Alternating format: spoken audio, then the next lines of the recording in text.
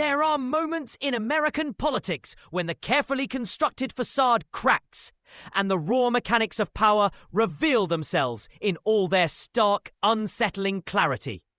Such a moment occurred recently within the Oval Office, where President Donald Trump and Tesla and SpaceX CEO Elon Musk convened amid echoes of triumphant laughter. An arrogance that no constitutional oath could justify. At the center of this display, Trump beamed as though crowned by his own hand, while Musk stood beside him, his billionaire status granting him entry past every barrier of democratic oversight. A CNN reporter, her voice betraying only a faint quiver, posed a simple but crucial question. Mr. Musk, your companies have secured nearly $1 billion in government contracts over the past 2 weeks.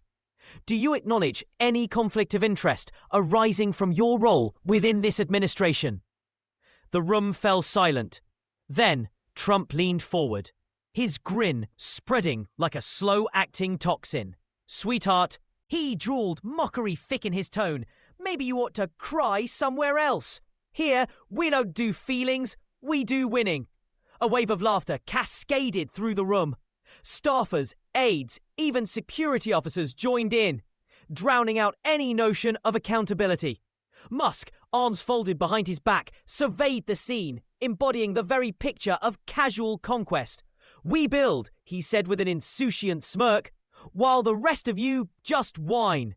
Seated nearby, Stephen Miller observed with reptilian delight. He had played an instrumental role in creating the so-called Department of Government Efficiency, DOGE, a phantom agency conjured into existence without congressional authorization. DOGE provided Musk with a veneer of official capacity, supplying him with a golden key to billions of dollars worth of contracts and influence, all while genuine oversight was relegated to a mockery. Beyond the Oval Office walls, Americans watched on televisions and mobile devices, disbelief curdling into anger. They recognized that this was no exercise in governance, but a grotesque spectacle in which loyalty purchased privilege and cruelty gained applause. The laughter subsided only when the CNN reporter lowered her microphone. A single tear traced her cheek, but her voice regained steadiness. Thank you for your answer, Mr. President. Trump waved a dismissive hand, basking in the triumph of public humiliation. Musk offered a calculating smile reserved for those who believe that the rules do not apply to them. When the smoke cleared over Washington, Representative Jasmine Crockett mounted the podium before a sea of cameras. She made no attempt at ritual, no throat clearing, no paper shuffling. Her gaze was unwavering, the certainty of a woman armed with irrefutable evidence. Let's stop pretending, she began, her words cutting through the marble-appointed hall. What Elon Musk has engineered is not business innovation. It is state-sponsored robbery, gizbrat in taxpayer dollars. Members of the press leaned forward as she detailed the staggering sums. $400 million to Tesla, over $300 million to SpaceX in just 2 weeks. And that is only the beginning, she warned. Before President Trump even assumed office, Musk's ventures had already amassed more than $20 billion in federal contracts, funded by administrations committed to renewable energy and space exploration. Musk simply stood at the right place at the right time. Her voice rang with precision. He is not a genius. He is a welfare king wielding influence that no marketing campaign could fabricate. Crockett paused, allowing the weight of her words to settle. Now, he sits at the table of power, shaping policies that funnel ever more public money into his private empire, while Americans struggle with healthcare costs, housing insecurity, and crumbling infrastructure. A murmur rippled through the room. The so-called Department of Government Efficiency does not exist in law or practice. There is no congressional approval, no legal foundation, only a fantasy agency designed to paper over institutional integrity.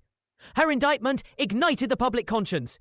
In hours, bipartisan agreement formed within the House.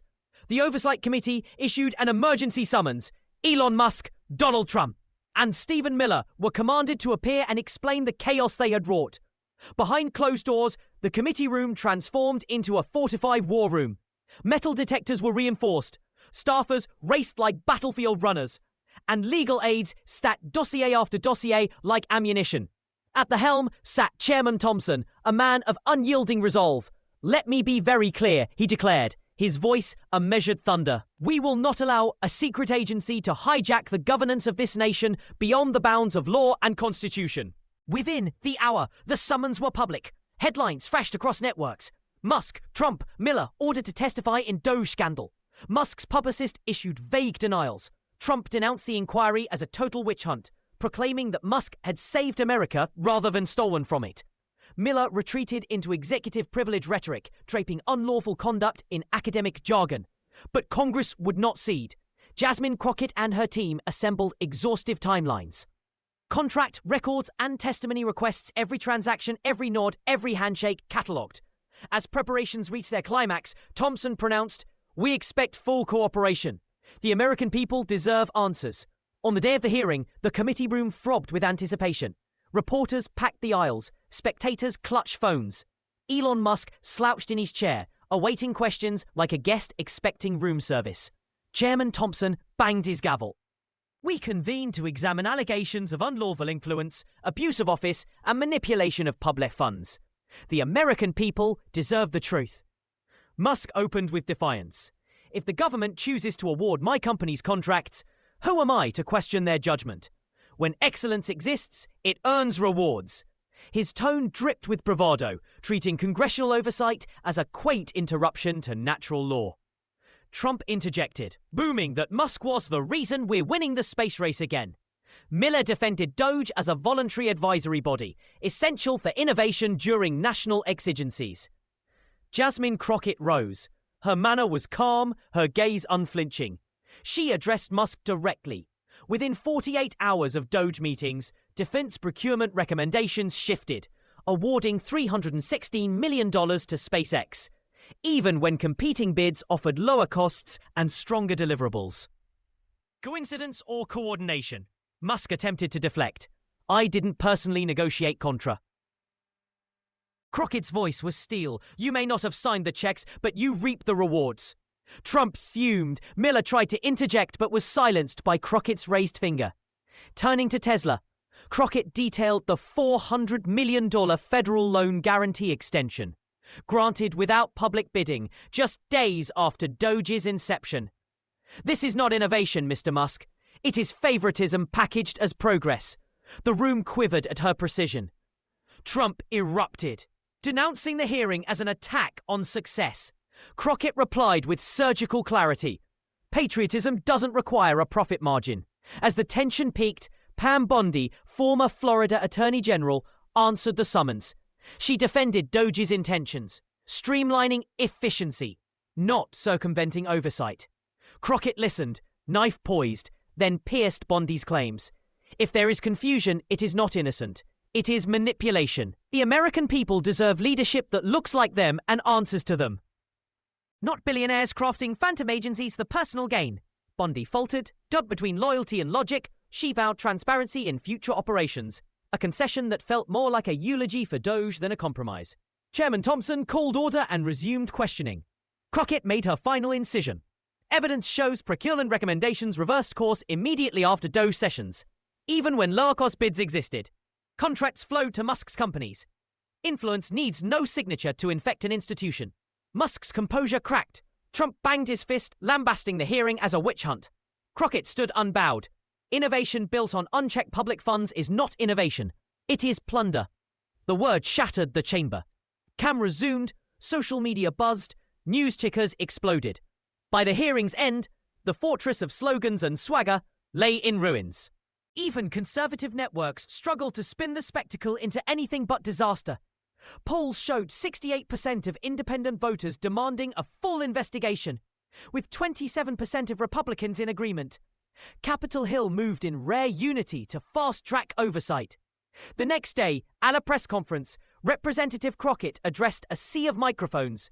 She spoke without flourish or gloat, her tone resonant with the moderate Republicans joined Democrats in calling for a formal inquiry into Doge. Ordinary citizens from Pennsylvania suburbs to Iowa farmlands asked hard questions about power and privilege. A reporter shouted, "Congresswoman Crockett, what happens next?" Crockett paused, a glint of steel in her eye, and answered, "We make it clear, that no empire, no fortune, no clever con will ever outbid the will of the people. In that moment, as cameras captured her firm stride away from the podium, America, fractured yet resolute, seemed ready to reclaim its soul once more.